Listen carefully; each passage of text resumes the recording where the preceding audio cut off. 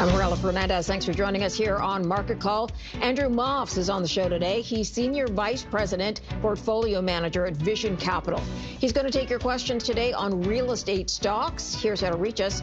Call us toll-free, 1-855-326-6266. You can also send an email for us, marketcall@bnnbloomberg.ca. Andrew, thanks for joining us today. Thanks very much for having me. So investors, as you know, have been scrambling, trying to look for a safe place to put their money. I'm wondering, with the trade war and everything that's happened, has this benefited real estate stocks? It's certainly a future benefit for the space overall. Today, when you look across equities and you see uncertainty, you see a large underweight across equities, particularly in real estate stocks. As that uncertainty continues, I think people are going to be looking more for defensive equities to invest in, and we think the publicly traded real estate space is the absolute beneficiary of this. It's been a sector that's been completely underweight by generalists for the past couple of years since interest rates went higher. But in contrast, when you look at the private markets, real estate fundamentals in the commercial real estate space have been quite strong. You see internal growth of 3-4%. You see balance sheets in check. And I think given the interest rate backdrop, which we can get into, I think transactions will pick up at quite a pace in the back half of this year, and that will shed a light on the valuation disconnect in the public market. So we're actually quite a bit bullish looking at the outlook for the rest of this year. Okay, and are you talking about Canada and the U.S.? We're talking about both. Certainly, there's definitely a difference between the two countries. I think right now people are translating slowdown in the United States into recession.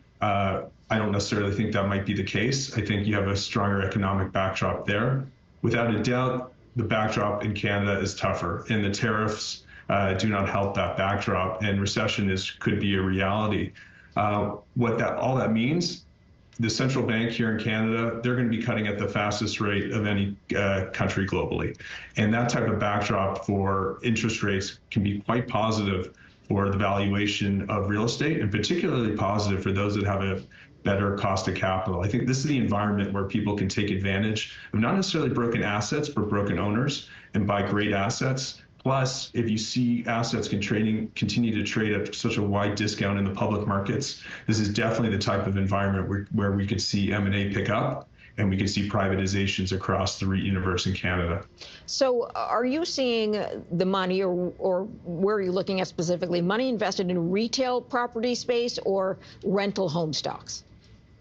It's a great question, because it's sector by sector, and as a stock picker, you really want to get the top down correct and then go bottom up. And what we try and do at Vision is buy real estate trading at a discount in the public markets relative to the private markets.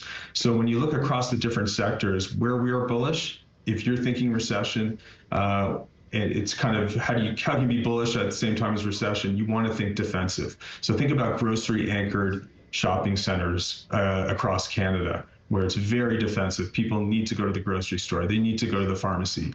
Or think about sectors where there's a secular tailwind, like seniors housing, where the demand is going to far outpace any new supply that could come to the sector. We think those two asset classes, for example, are great sectors to be invested in today. You do want to shy away from sectors like office space. That has a secular headwind against it and high vacancies, and we don't think there'll be any rent uplifts anytime soon there. Got it. All right, we are going to take a break to line up your phone calls. Andrew Moffs is Senior Vice President, Portfolio Manager at Vision Capital. He's taking your question today on real estate stocks. Here's how to reach us. We're back in a moment. Welcome back to Market Call. Thanks for joining us today. We want to head right to your questions, and Ed has written in an email for Andrew to answer. Ed wrote in from Calgary saying, what is your opinion on owning SmartCentres REIT? And we'll turn that over to Andrew. So SmartCentres REIT has a portfolio of open-air shopping centers across Canada. Its main anchor is Walmart. So hence, it's a very defensive income profile. The flip side of being very defensive and having such a large tenant concentration is that the internal rent growth of this REIT is quite low. So what we see is below average FFO growth when you compare this to some of its peers. At a time where it has higher than average debt maturities. So we don't see a lot of earnings growth in this vehicle. And at a time where, though it has an attractive distribution yield, likely in the low 7% range, it has a very high payout ratio. And what that is the amount of cash flow there is to cover those distributions. So there isn't a lot of leeway there. Not necessarily saying it's a negative, but we don't see a lot of growth. And today, when you're looking at an economy where things might be more difficult, you want to have a bit more defensiveness and have a bit of slack. And you don't necessarily get that in SmartCentres. So if you own it, you're holding it for the yield. We think there's perhaps some better opportunities for growth elsewhere in the retail space. So just to follow up on something you mentioned earlier, you were saying if you want to invest typically in a difficult time for the economy, you want an area, if in a retail space that's anchored by a grocery store where people have to go, they can't sort of turn away from groceries. Would you consider Walmart now in the grocery store category? Yeah, by and large, commercial real estate landlords do consider Walmart as operating in the grocery space, and they've done a better and better job of it. They do have obviously a higher percentage of general merchandise than other more pure play grocers and have a much larger box. But it's less about the question about Walmart, it's about the rest of the inline tenants. When you look at the typical Walmart anchored shopping center, you'll find other large format general merchandise tenants, more fashion, for example.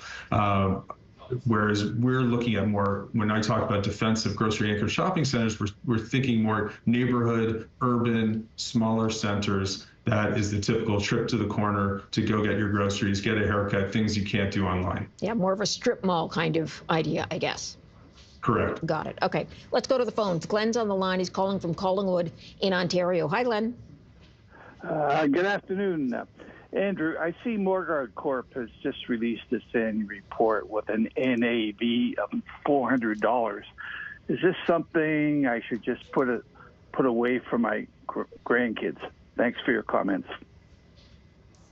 Certainly, Morguard has always been a store of value where we see the net asset value, which you've referenced, materially higher than the share price. For many years, it was a core holding of our funds because we saw that net asset value increasing, and hence we thought the share price would follow. Not necessarily close the gap because we couldn't identify a catalyst that would close it. Today, however, I think you're in this bit of an environment where we don't necessarily see Morguard's NAV increasing. So you have to appreciate and understand that the discount will continue. And so why is that? Its asset base is principally retail and office, two sectors that are somewhat out of favor because their retail tilts more to the enclosed mall profile, and hence they have exposure to Hudson's Bay, for example. Their earnings growth potential isn't as great sitting here today. They have higher than average cost of debt. They have a large debt maturity coming next year with a high coupon attached to it. So certainly, I think you have a lot of cushion to the downside because of the large discount to net asset value. I'm not sure today is the right time to be necessarily pursuing a new position in Morguard, since we find there's better opportunities elsewhere. Got it. Okay, let's go back to the phone lines. And Elliot is on the line. He's calling from Hamilton, Ontario. Hi, Elliot. What's your question today for Andrew? Good afternoon. Main Street equity down about 10% from its highs. Is this a company-specific issue, or is this investors worried about that Albertans will not be able to pay ever-increasing rents? Thank you. Tell me about Main Street, Andrew. Yeah, this is a great little company. We like it a lot. We own it in the fund today.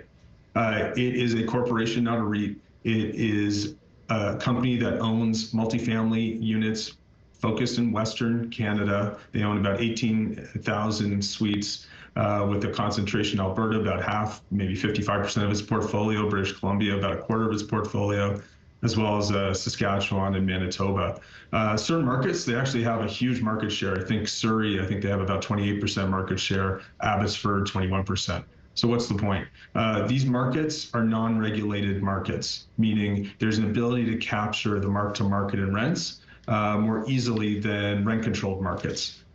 This is a company that has never diluted its shareholders. It has been able to grow using capital in an accretive manner. They have a buy, fix, rent, and repeat kind of model, which they call the Main Street value chain. And they've been doing there's just been great execution of it. The stock has come off its highs. It actually held in quite a bit better than its peers that are structured as REITs. Sitting here today, I think there was some concern that Alberta might not be able to withstand some of the rent increases that apartment landlords have been able to push on to renters. We think it's a bit unwarranted. We see Alberta as one of the most affordable rental markets in Canada, and we see population growth growing at a greater level than the national average. So I think there's a great opportunity to look at this company, given the value inherent in it as it trades at a discount to net asset value. Got it. Okay, let's move to our next caller, Gordon from Victoria, BC. Hi, Gordon. Good morning. Plaza REIT, a great record of adding value to and intensifying properties, but the longtime CEO recently retired. What are your thoughts moving forward? So yes, you are correct. Michael Zakuta is no longer the CEO of the company. We think very highly of him, but also think highly of their management team. They've done a very good job in terms of managing this portfolio that's concentrated primarily in Eastern and Atlantic Canada. This does fit more of that grocery anchored profile I've been talking about. It is a small cap REIT. So hence doesn't always trade efficiently. That can be an opportunity at certain times. It does have a very attractive 7+% distribution yield and trading at a pretty high implied cap rate. An implied cap rate is the inverse of a multiple. Basically, it's the yield one, just like a bond, it's the cash flow yield that one assumes when they purchase real estate. So we think it's an attractive REIT. Trading at a discount to NAV. Is it the most attractive discount? No.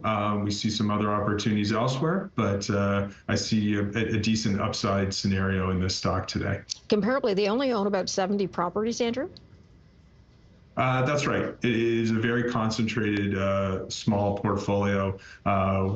They did a great job of curating this portfolio. They typically would buy assets that needed some value add development or ground up development or better leasing, and they've done a great job of operating this portfolio from a very small base. Got it. Okay, we do have to take a quick break. Andrew Moffs is going to stick around to answer your questions today. We're back in a moment on Market Call.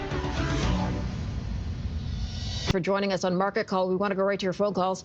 Mike is on the line. He's calling from Toronto with a question for Andrew. Hi, Mike. What is your question today?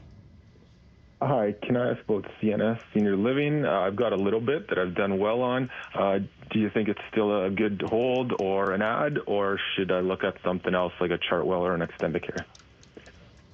Andrew, where do you land in this space? Yeah, so first of all, we love this space.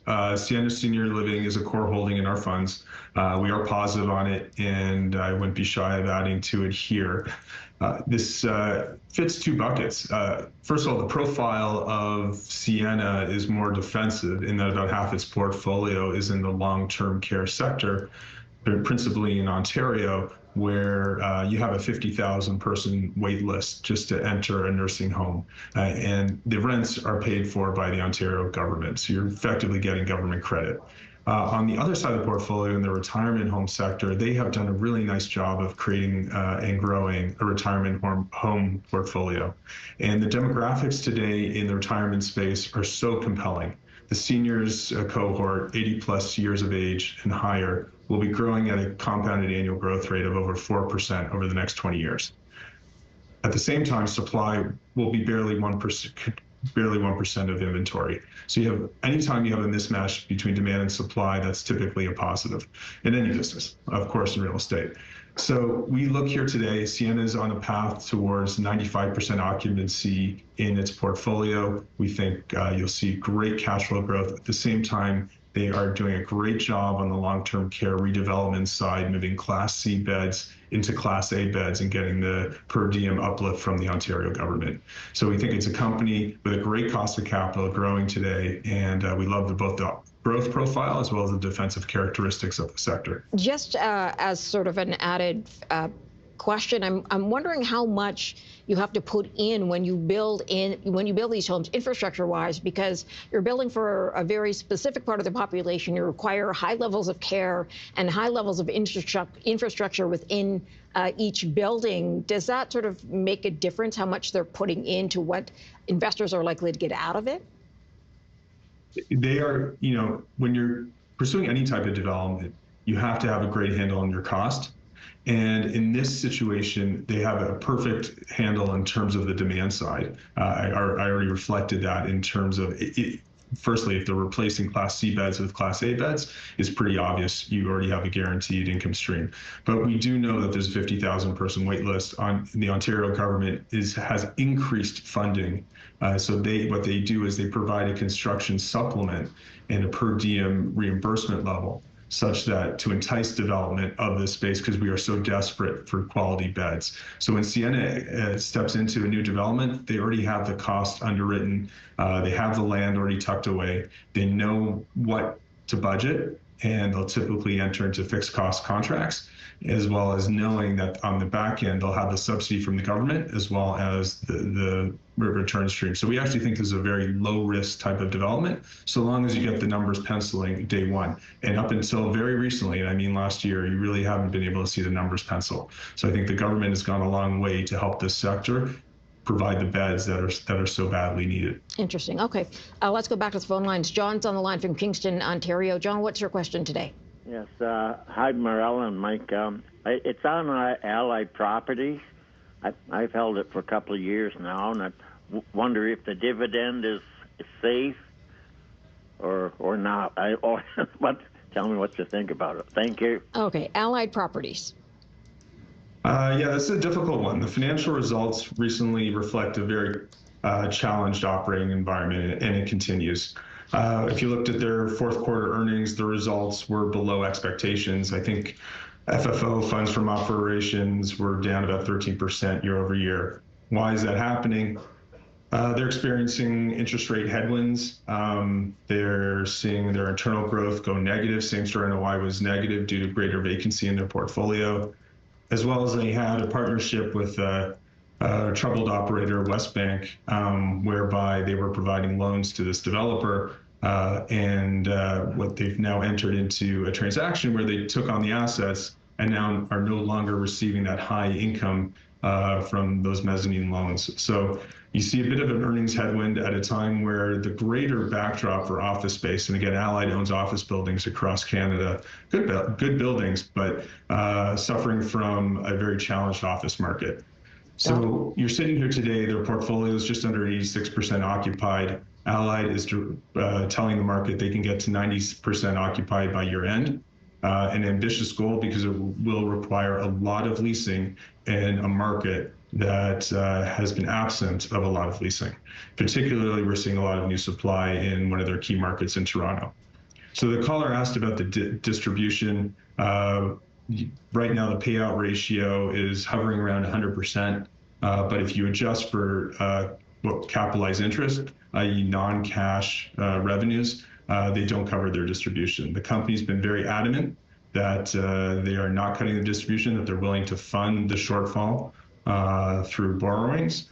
We don't necessarily see that as a formula for success.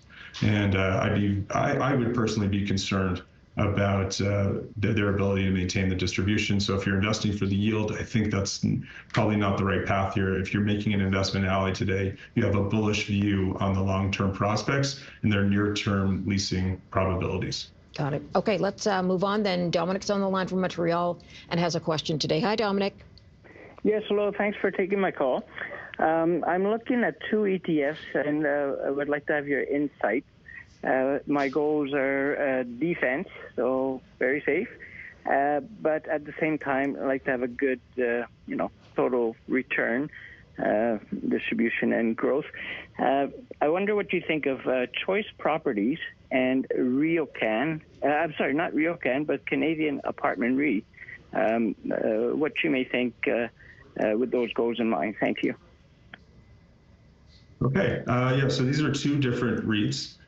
Choice Properties REIT is the principal landlord for Loblaws grocery stores across Canada. Canadian Apartment REIT is the largest apartment landlord across Canada in the publicly traded space. Two very different sectors. Choice is a far more defensive portfolio, and if that's what you're looking for, I think the conversation can begin and end there. I think they have a great portfolio. About 20, and I should add, about 20% of its portfolio is in the industrial warehouse space, where I'm quite bullish on that sector across Canada. When you look at Canadian Apartment REIT, I think what one has to focus on when they're investing in multifamily today in Canada, you have to think about affordability, and you have to think about how defensive is the tenant base, and how defensive is the cash flow from that tenant base. And Canadian Apartment REIT has a great portfolio. They do have a higher concentration in Ontario. And if we are concerned about tariffs and potential job losses in our strong manufacturing base, that typically affects Southwestern Ontario, where CapREIT has a concentration.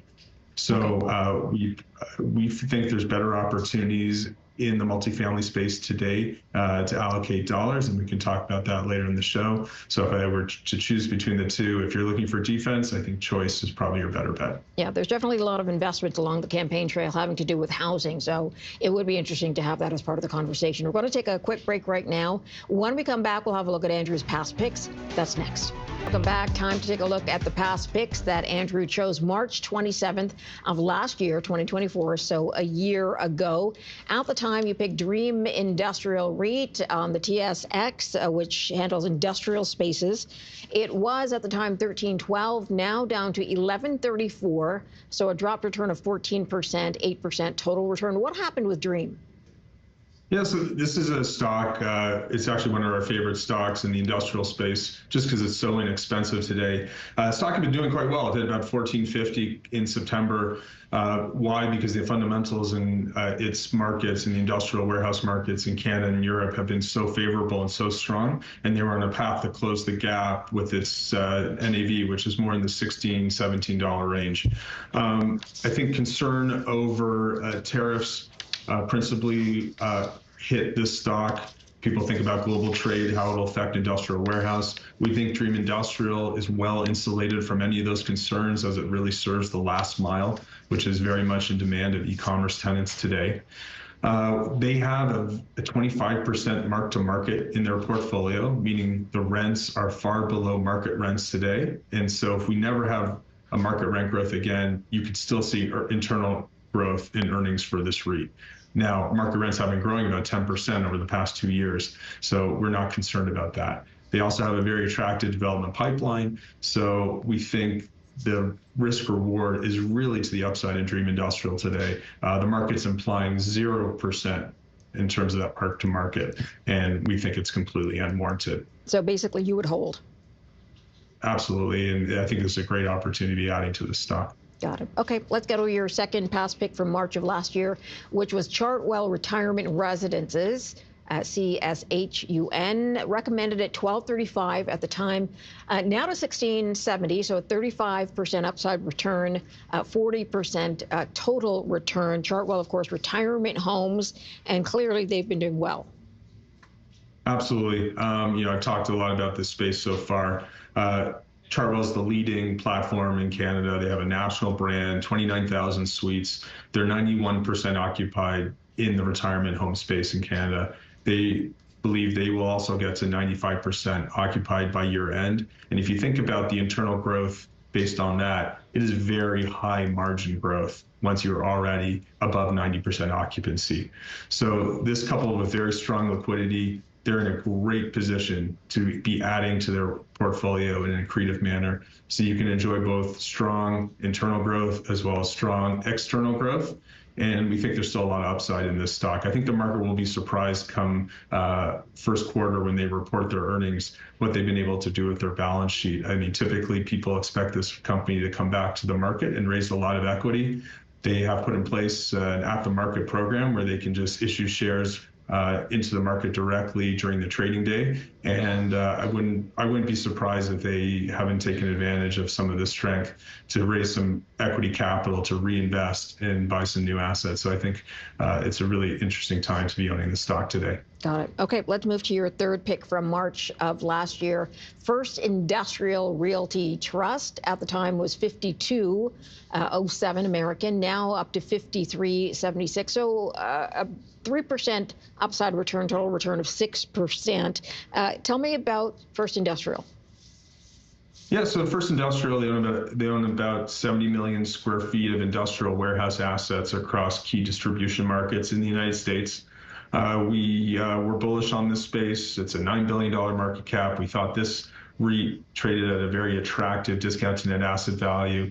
We thought that net asset value was in the $58 range. The stock got very close to it, if not hit it.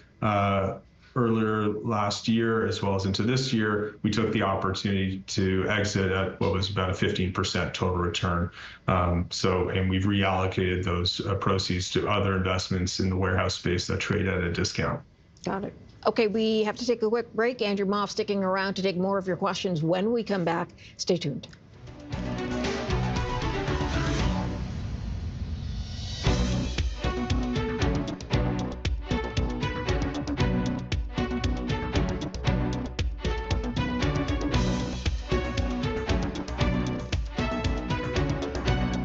Welcome back. We have Andrew Moffs joining us to answer your questions today. Caller Rose is on the line from Cambridge in Ontario. Hi, Rose. What is your question? Oh, good afternoon. Analysts bring up Prologis a lot because it's data center build-out, I think. What do you think of the rest of their holdings, and what price can I buy this at so I can get a bit of upside? They did just increase their dividend, which I liked, because a lot of my REIT don't. Or is this the best kind of industrial REIT I can get in the States? Thank you, Andrew. You're one of my favorites. Bye-bye. Thanks, Rose. So Prologis is international. They have industrial spaces outside of North America as well. That's right, and thanks very much for the call. So Prologis, first of all, it's the largest REIT, period, over $100 billion in market cap. I think about 80% of its portfolio is North America, and that's really concentrated in the United States. They have a smaller they are one of the largest landlords in Canada, but it's pales in comparison to the rest of their portfolio.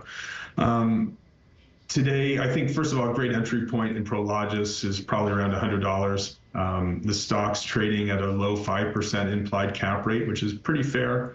There is a bit of risk in this name, as it is the global player. So if you're concerned about a coordinated global slowdown in terms of trade, it will likely hit Prologis first. That said, it is such a great company.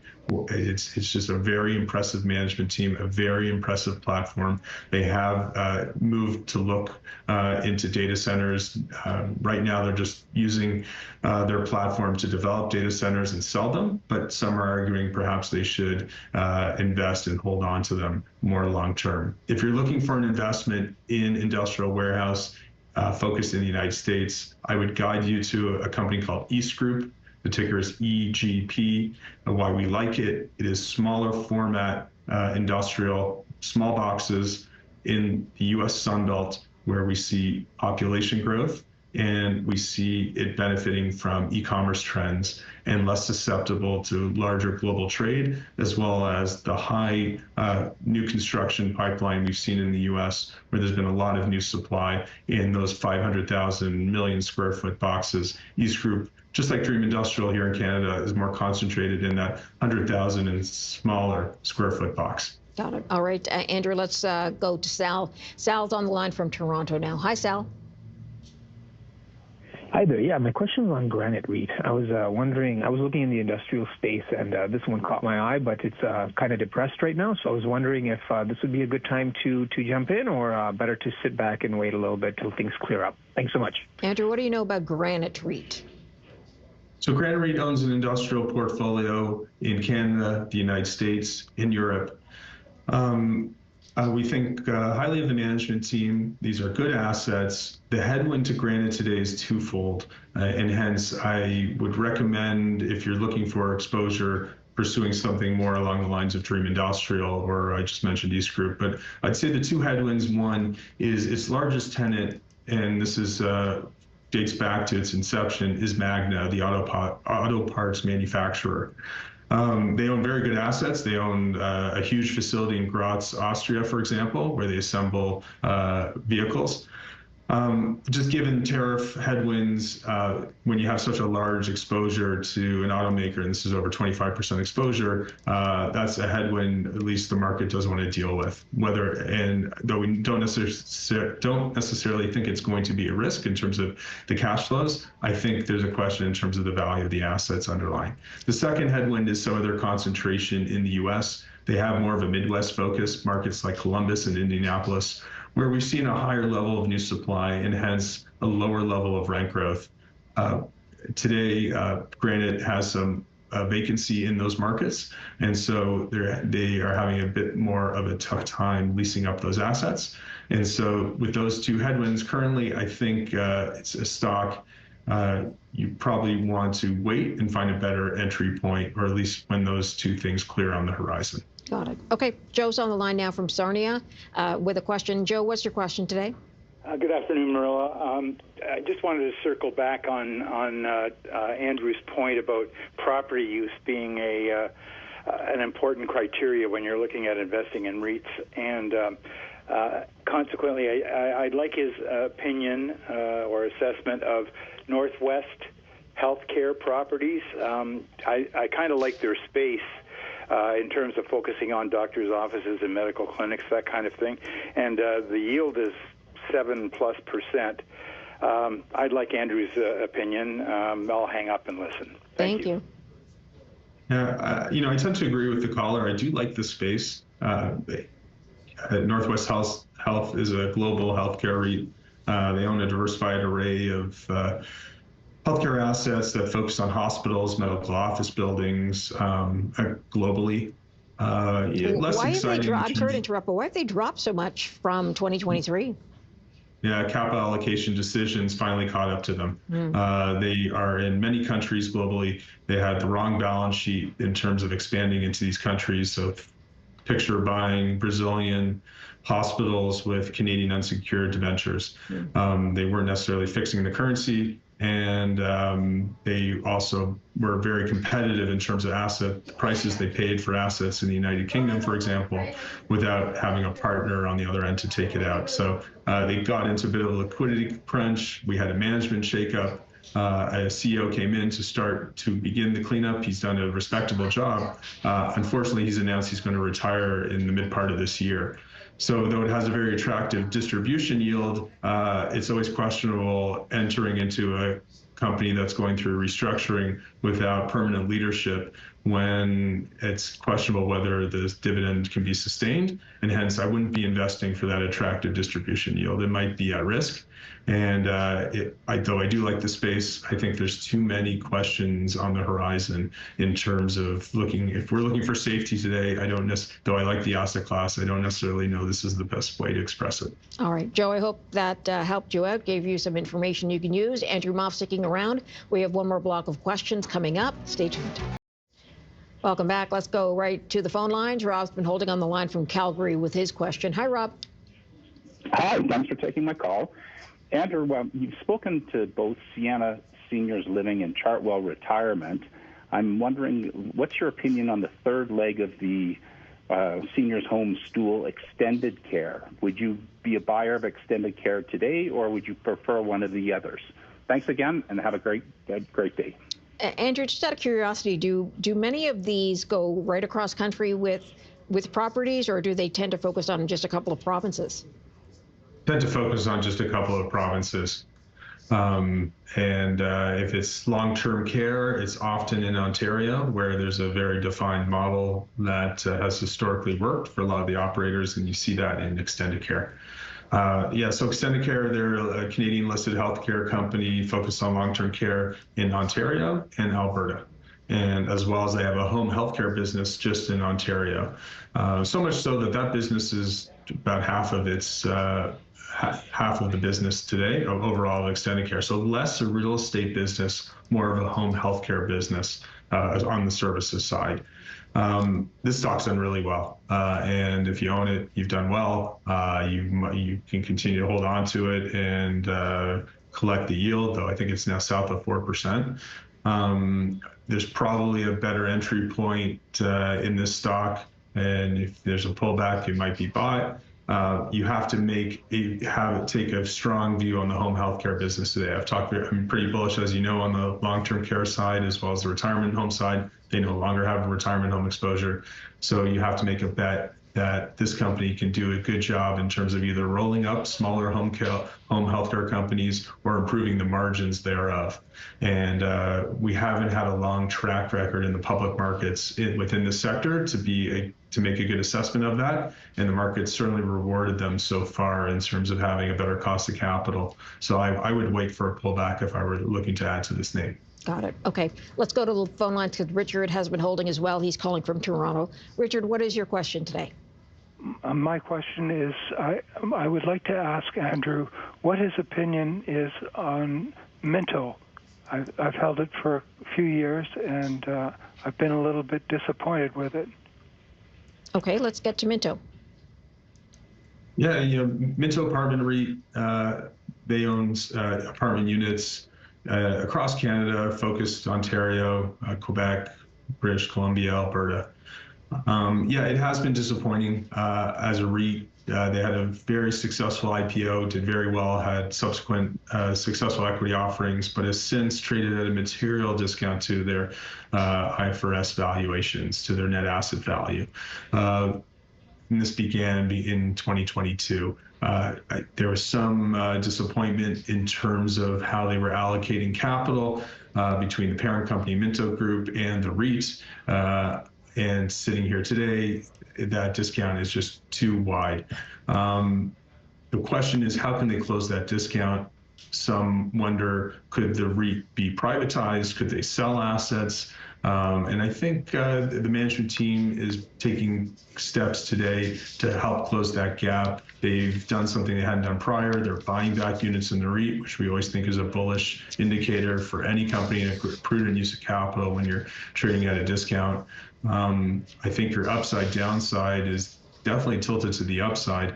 That said, the operating environment is a lot tougher today. And so the other thing that Minto has suffered from is some new supply as Minto's portfolio tilts more to the luxury side. So in Toronto, for example, they have a lot of new competition facing some of their assets, and hence they haven't been able to enjoy the same level of internal growth that they did previously.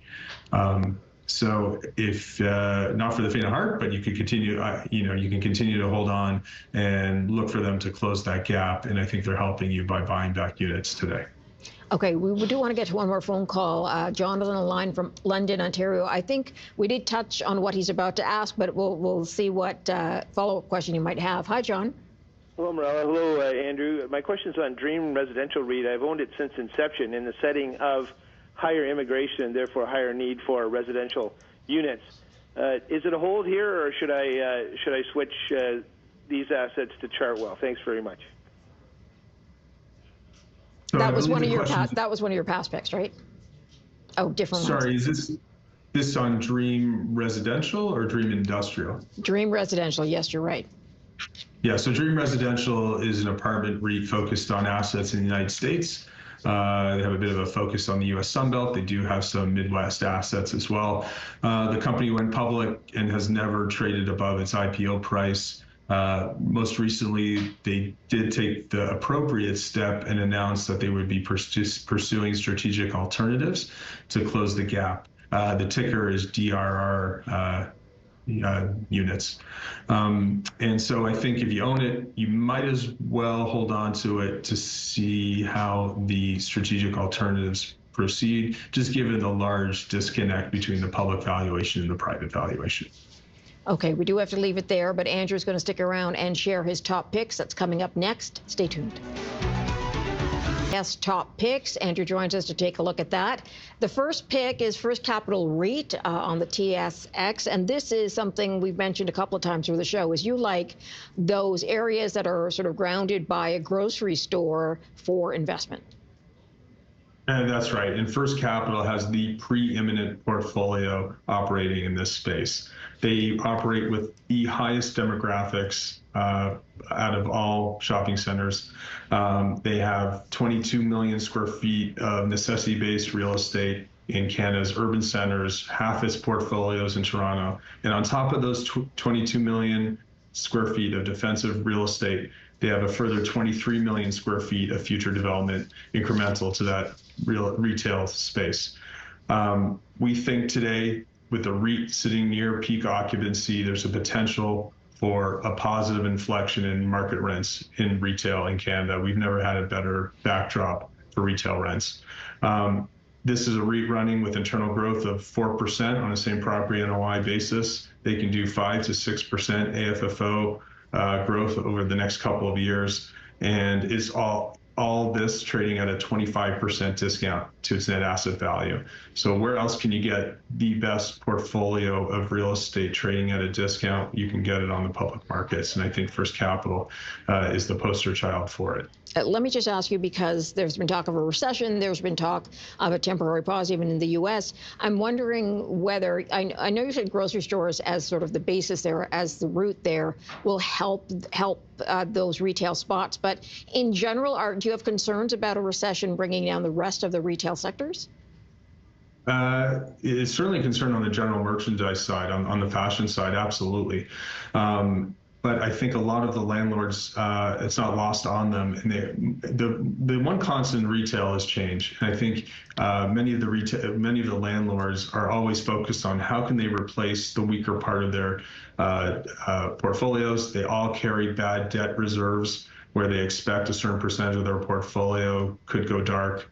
And I think sitting here, the landscape today in Canada, as I said, has never been better in terms of we're coming into a potential recession with very low vacancy, zero new construction. And so while we could see a bit of impact on the demand side, I think the spread that we're operating from in terms of the occupancy levels is quite big. Got it. Okay, let's get to your next pick, which is Boardwalk REIT on the TSX, and they are mostly, I guess, or focused in Alberta and Saskatchewan.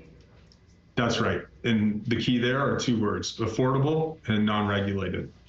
You have the ability to invest in a portfolio that is not constrained by rent controls at a time where we've seen higher inflation hurting you as a landlord on the operating expense side. You can move the rents to market, so hence it's a more dynamic market.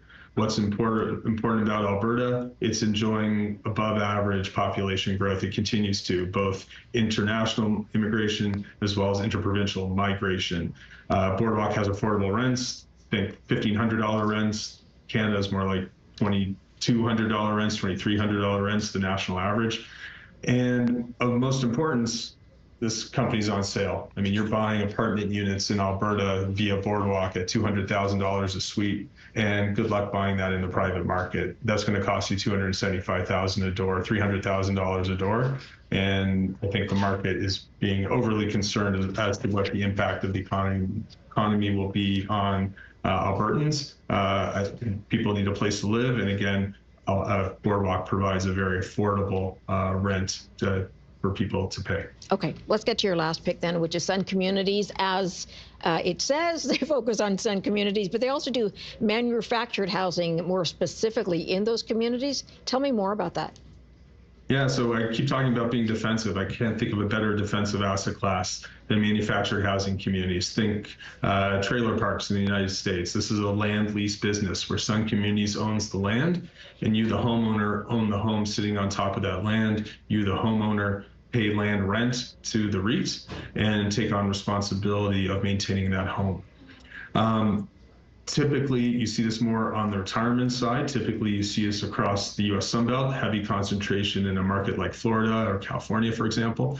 We've never seen a year of negative net operating income growth. It has always been positive, and hence there's never been an opportunity to buy this REIT trading at a discount to NAV, but for select periods of time, and we're sitting within it right now. One of the reasons is they've diversified somewhat away from their core manufactured housing base. They bought marinas in the United States. But lo and behold, just a couple of years later after buying that portfolio, they sold it to Blackstone in a big $6 billion transaction just a couple months ago, highlighting the inherent discount to net asset value in the REIT. We think there's a lot of upside there as it trades at a wide discount. And as I've said, it's a very defensive rent profile. All right, good to give people some choices. Andrew Moffs, thanks for joining us today. Appreciate you sharing your time. Thank you very much. All right, let's take a quick look at the markets before we go. The North American market's looking like this at the hour, 24,817. The TSX up by about 57 points. The S&P is down by 24, and the NASDAQ composite has dropped 226 points at this hour. We'll see you again tomorrow. Thanks for joining us on Market Call.